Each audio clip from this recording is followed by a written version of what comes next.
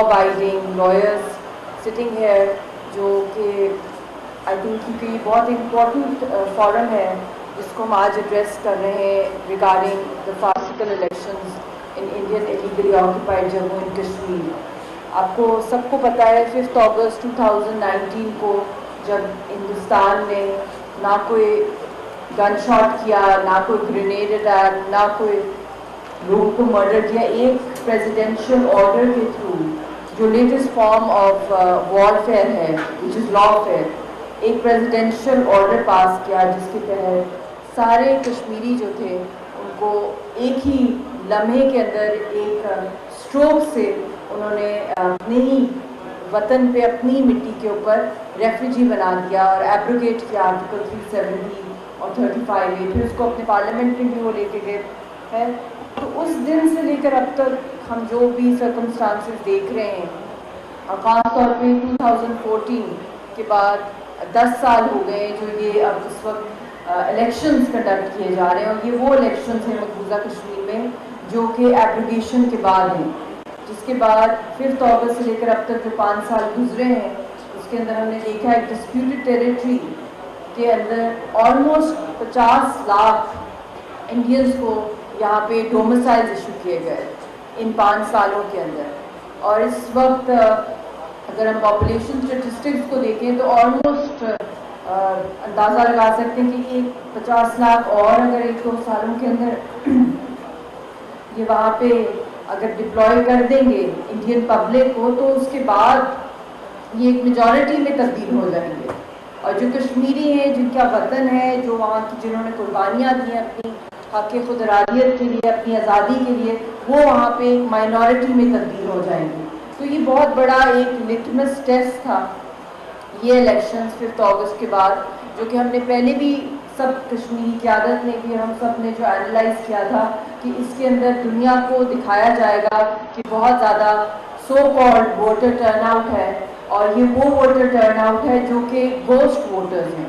جو کہ Indian voters ہیں، اور یہ وہ انڈین ووٹرز ہیں جن کو یہ ضرورت بھی نہیں ہے کہ وہ مقبوضہ کشمیر میں آ کے پولنگ بوتھس کے سامنے کھڑے ہو کے جو ہے وہ ووٹ کریں. وہ اپنے علاقوں میں جہاں جہاں وہ ہیں انڈیا کے اندر، وہ وہیں سے ووٹ کرنے کی انڈیا نے ان کو اجازت دی ہے. اور پھر دوسری جو بات یہ ہے کہ یونین ٹیریٹری میں اس کو تبدیل کیا گیا، ڈی لمیٹیشن کی گئی. ڈی لمیٹیشن کے تحت اور بھی زیادہ سیٹس الاٹ کی گئی ہندوؤں کو، چاہے وہ جموں کے اندر ہے، چاہے وہ سری نگر کے اندر ان کو الاٹ کرنا. تو اوور آل جتنا بھی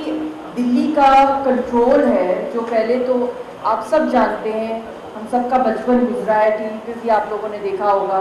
کہ ہر وقت وہاں پہ ہندوستان کی آرمی دہشت گردی کرتی ہے. ڈریکونین لاز جس میں پبلک سیفٹی ایکٹ ہے، اوپا ہے، ٹاڈا ہے، arm forces special powers act ہے، اور بھی بہت سے بلیک لاز ہیں، ڈریکونین لاز ہیں، جس کے تحت کشمیریوں کو قتل کرنے کی کمپلیٹ امیونٹی ہے انڈین فورسز کو، کہ وہ ان کو کچھ بھی ان کے ساتھ کر لیں، ان کو ڈک کریں، ان کو ریپ کریں، ان کو ٹارچر کریں، ان کو کڈنیپ کریں، ان کو مرڈر کر دیں، مگر انڈین فورسز کو کوئی بھی ان کو پنش نہیں کیا جا سکتا، ان کو پرسیکیوٹ نہیں کیا جا سکتا، ان کو اکاؤنٹیبل نہیں کیا جا سکتا. تو پہلے تو وہ 10 لاکھ فوج تھی جو ہر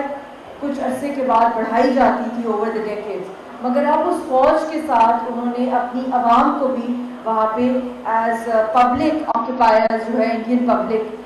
وہ وہاں پہ سیٹل ہو رہی ہے، چاہے ان کی پنڈتوں کی کالونیز بنائی جا رہی ہیں، چاہے ان کی سینک کالونیز، چاہے ان کی انڈسٹریل زونز بنائی جا رہی ہیں، انڈین بزنس مین کو آکشن کرائی جا رہی ہے مقبوضہ کشمیر کی زمین، چاہے وہ کسی بھی صورت میں ریٹائرڈ آرمی پرسنلز اور ان کی فیملیز کو وہاں پہ جو ہے ہر طرح کے رائٹس دیے جا رہے ہیں، چاہے وہ اکنامک رائٹس ہوں، چاہے وہ ریلیجس رائٹس ہوں، چاہے وہ پولیٹیکل رائٹس ہوں، چاہے وہ ایجوکیشنل رائٹس ہوں، چاہے ہماری اکنامک انڈسٹری جو ہماری ہے وہاں پہ جس میں ٹورزم ہے، جس کے اندر ہارٹی کلچر ہے، جس کے اندر ہینڈی کرافٹ انڈسٹری ہے، اس کی بھی ہیجمنی کنٹرول، مطلب ہر لحاظ سے ناٹ جسٹ ملیٹریلی کشمیر کو جس طریقے سے ہائی جیک کیا جا رہا ہے، اور سب سے بڑھ کے کہ ساری کی ساری جو آپ کی قیادت ہے ہماری حریت کی قیادت ہے ان کو جیلوں کے اندر بند کیا ہوا ہے. ان کے خلاف کنکاکٹڈ جو فرڈلس کیسز کیے گئے ہیں جس کے تحت ان کو جیلوں میں بند کر کے ان کی سنوائی نہیں ہو رہی ہے, ان کو ٹارچر کیا جا رہا ہے. خاص طور پہ اس وقت اشرف سرائی صاحب جو شہید ہو گئے, جو سکسیسر تھے سعید علی گیلانی صاحب کے, ان کو زہر دیا گیا جموں جیل کے اندر 5 اگست کے بعد. پھر اس کے بعد بہت سے اور بھی first year second year leadership کو مارا گیا, مرڈر کیا گیا. اور ابھی اس وقت تہاڑ جیل کے اندر آسیہ اندرابی صاحبہ بہت علیم ہیں, وہ بھی وہاں پر ہیں, فہمیدہ صوفی صاحبہ. پھر اس کے ساتھ ساتھ شبیر شاہ صاحب وہ بھی تہاڑ جیل کے اندر ہیں. پھر مسرت عالم صاحب اور بہت سی ان کی جو جیلز ہیں, اور یاسین صاحب کا بھی کیس آپ کے سامنے, جو لیگل فریٹرنیٹی ہے پاکستان کی, انہوں نے ان کا کیس بہت ہی اس کو اسٹڈی کیا ہوا ہے کہ جس طریقے سے یک طرفہ ان کے خلاف فیصلے کیے گئے, نہ ان کا لائر کی اجازت ہے, ان کا پھانسی کا کیس چل رہا ہے پچھلے 2 سالوں سے, نہ ان کو پیش کیا گیا. آن لائن بھی اگر پیش کیا گیا تو ان کو میوٹ کر دیا گیا جب جج کے سامنے ان کو پیش کیا جاتا تھا. تو دوسری بات یہ ہے کہ ایویڈنسز ریکارڈ جو ہوتی ہیں اس کے اندر بھی ان کو نہیں بلایا گیا, اور فیملی سے ملنے کی اجازت نہیں ہے. اب 10 سال ہو گئے ہم نے ان سے ہماری ملاقات نہیں ہوئی یاسین صاحب سے, اور 5 سال سے یہ رائٹ ہے کیونکہ آپ ماشاءاللہ لائرز ہیں, آپ سب سے زیادہ کوالیفائڈ ہیں لیگل لینس کے مطابق, تو آپ کو دنیا میں کوئی بڑے سے بڑا بھی کسی کو سزا ملی ہو, کوئی دہشت گرد ہو, جو بھی ہو, مگر یہ بیسک فنڈامنٹل رائٹس ہوتے ہیں کہ آپ کو ایک لائر رکھنے کی اجازت ہوتی ہے, یا آپ کو اپنی فیملی سے ملنے کی, یا ان کو ایٹ لیسٹ فون پہ بات کرنے کی, یا ای میل پہ, یا اب تو خیر اسکائپ ہے, فون کے تھرو, ویڈیو کے تھرو بات ہو جائے, ٹیلی گرام کے تھرو. تو ایسی کوئی بھی اجازت ان 5 سالوں میں یہ واحد حریت رہنما ہے جن کو بالکل نہیں ملی گئی. مگر آج کا جو ٹاپک ہے ہم جس کی بات کر رہے ہیں, جو کشمیر میں جو فاسیکل الیکشنز ہو رہے ہیں, اس کے اندر میں سمجھتی ہوں کہ ایک بہت امپورٹنٹ پوائنٹ ہے جو کل بھی میں نے اپنی پریس ٹاک میں کہا کہ 15 ڈپلومیٹس کو ہندوستان جو ہے ان فاسیکل الیکشنز کے دوران سری نگر کے اندر ان کو لے کر آئے, بہت ہی کارڈن آف ایریا کے اندر پولنگ بوتھ دکھا کے وہاں پہ ان کو بلایا گیا, اور پولنگ بوتھس میں زیادہ تر انڈینز یا بہت سی very little minority of Kashmiris جو بیوروکریسی میں ہیں یا دوسری جگہوں پہ ان کے ہیں, ان کی پارٹیسپیشن تھی. تو سب سے پہلے میں یہ کہنا چاہتی ہوں کہ یہ دنیا کے سامنے بہت بڑا ایک ڈرامہ رچایا گیا ہے انہی دنوں کے اندر. مقبوضہ کشمیر میں جو بہت زیادہ انڈیا گلوریفائی کر رہا ہے کہ ہم 15 ڈپلومیٹس کو لے آئے ہیں, انہوں نے اس کو اوکے کر دیا ان الیکشنز کو, تو 5 اگست کا ہمارا جو انلیگل ایکشن تھا وہ بھی دنیا نے مان لیا. حالانکہ دنیا نے کہیں بھی آفیشلی کسی بھی ملک نے اس کو اون نہیں کیا. اور دوسری امپورٹنٹ بات ہے کیونکہ ہم یہاں پر ہیں, آپ سب کو پتہ ہے کہ ہر کسی شعبے کی اپنی مینڈیٹ ہوتی ہے, تو یہ بہت ضرورت ہے ایک لیگل فریٹرنیٹی کی طرف سے بھی. پریزیڈنٹ صاحب بھی ادھر ہیں, ان کو بھی میں یہ کہوں گی آپ سب کو جتنے بھی لائرز ہیں کہ آپ بھی خدایا اس چیز کو بہت فوکس میں لائیں کہ یہ ہمارے سامنے 21 سینچری میں جو کچھ ہو رہا ہے کہ ڈپلومیٹس کو انڈیا جو ہے ان کو پروجیکٹ کر رہا ہے جیسے وہ الیکشن آبزرورز ہیں یا الیکشن مانیٹرنگ باڈیز ہیں, حالانکہ کسی بھی طریقے سے ان کا مینڈیٹ ہی نہیں بنتا ایک ڈپلومیٹ کا کہ وہ اپنا اوپینین دیں. وہ اوپینین جو ہے الیکشنز کے حوالے سے وہ صرف الیکشن مانیٹرنگ باڈیز کر سکتی ہیں. انٹرنیشنل میڈیا کو کی ایکسیس دی جاتی ہے جب الیکشنز کرائے جاتے ہیں, اور اس کے ساتھ ساتھ جو اپنے وہیں اس علاقے کے جو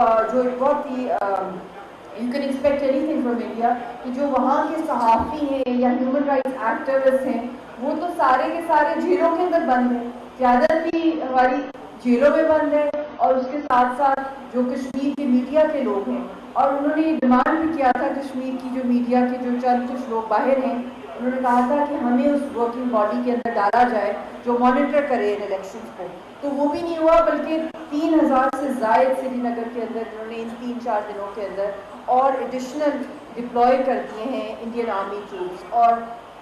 500 کمانڈوز. اور یہ جو ان کی پولیسنگ پاورز ہیں in Indian legally occupied Jammu and Kashmir, وہ اور بھی زیادہ انپریسیڈنٹڈ وے میں بڑھتی جا رہی ہیں ٹو شو پروجیکٹ نارملسی. اور میں یہ بھی آئی تھنک بہت امپورٹنٹ ہے کیونکہ جتنے وہاں پہ ڈپلومیٹس بھی آئے تھے اور جن ممالک نے, تو میں نے یہ پرٹیننٹ سمجھا کہ ان سب ممالک اور ان کے علاوہ بھی جو ان 15 ممالک کے علاوہ جو 85 کنٹریز کو میں نے کل خود ایک لیٹر ڈرافٹ کر کے ان سب کو جو ہے ڈسپیچ کیا ہے, اور ٹویٹر پہ بھی میں نے ان سب کو ٹیگ کیا ہے, ان سب کو جو کچھ اس وقت ہو رہا ہے مقبوضہ کشمیر میں اور جو زیرو ٹالرنس ہے انڈین اسٹیٹ کی طرف سے, اور جس طریقے سے ڈپلومیٹس کو مس یوز کیا گیا ہے اس فاسیکل الیکشنز کو جسٹیفائی کرنے کے لیے, وہ سارے فیکٹس اینڈ فگرز, اور اس کے ساتھ ساتھ جو ڈیموکریٹک وائسز ہیں کشمیریوں کی جن کو بالکل پش اگینسٹ دا وال کیا گیا ہے. 500 سے زائد مسجدوں کو شہید کرنے کا پلان ہے جہاں پہ مندر تعمیر کیے جائیں گے پورے انڈیا کے اندر. خیر آپ کو سب پتہ ہے جو اینٹی مائنورٹی بلز وہاں پہ چل رہے ہیں, جو اسپیشل ٹارگٹ کیا جا رہا ہے مسلمانوں کو, اور جو آل اوور انڈیا جو اسٹیٹس کے اندر جو RSS کی نفرت ہے خاص طور پہ مسلمانوں کے ساتھ اور سب سے بڑھ کے کشمیریوں کے ساتھ. تو ایسی صورتحال کے اندر الیکشنز کنڈکٹ کرانا, I think these are sham elections, these are puppet elections, جن کو کبھی بھی کشمیری قوم نے کبھی بھی نہیں اون کیا, کیونکہ ہماری اسٹرگل ہمیشہ سے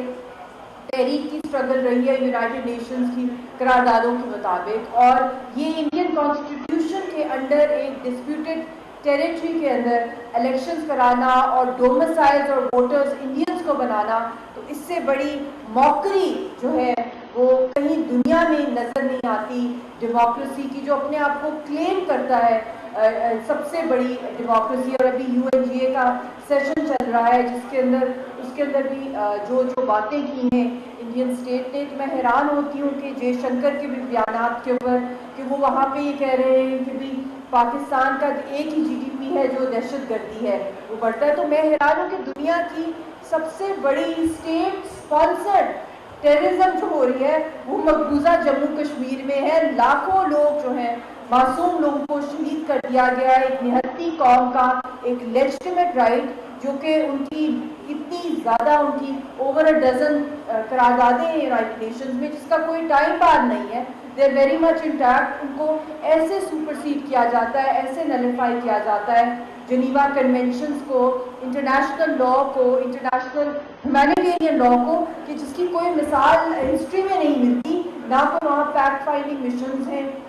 نہ یونائٹڈ نیشنز کے اسپیشل پروسیجرز کے مطابق وہاں پہ کوئی ریپٹورز ہیں, نہ IPHRC کے وہاں پہ فیکٹ فائنڈنگ مشنز ہیں, نہ ان کے ریپرزینٹیوز ہیں وہاں پہ, نہ انٹرنیشنل میڈیا ہے. تو یہ کس قسم کی وہاں پہ یہ ایکسرسائز کرائی گئی ہے. اور یہ آپ کو بھی یاد ہوگا کہ کچھ سال پہلے 2020 کے اندر 5 اگست 2019 کے ایک سال کے بعد ہی ایک سملر ڈرامہ ایسے ہی ڈپلومیٹس کا انہوں نے کرایا وہاں پہ, جو کہ بعد میں پتہ چلا جو یورپین MPs کو وہاں پہ بلایا گیا اور ایک بالکل ایک کرفیو کے ماحول کے اندر 2-4 کمروں میں ان کو گھمایا اور کہا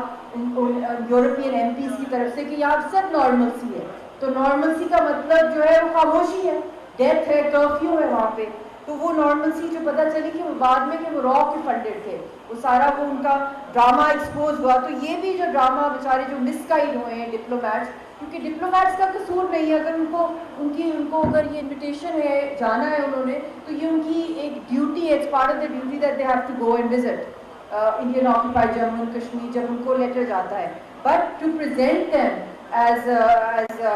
election observers is something which is highly condemnable,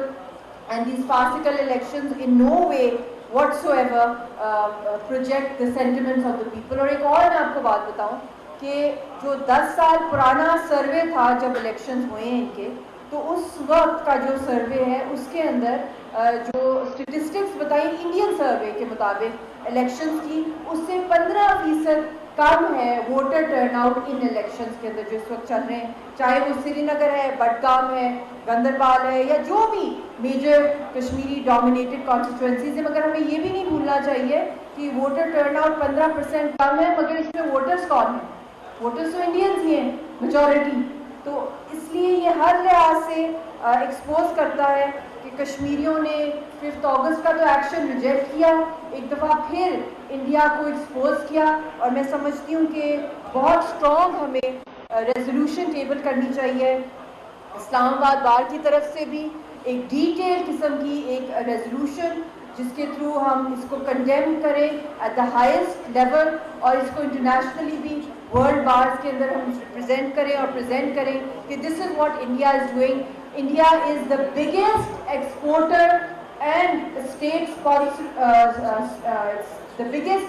sponsor of terrorism in Indian occupied Jammu and Kashmir, and also one of the biggest transnational terrorist network. RSS کا نیٹورک دہشت گردی کا پوری دنیا میں پھیل رہا ہے HSS کی صورت کے اندر، اور یہ ٹارگٹ کلنگز کر رہے ہیں، چاہے وہ سکھوں کی کینیڈا میں، چاہے وہ نارتھ امریکہ کے اندر، چاہے وہ کشمیریوں کو ٹارگٹ کر رہے ہیں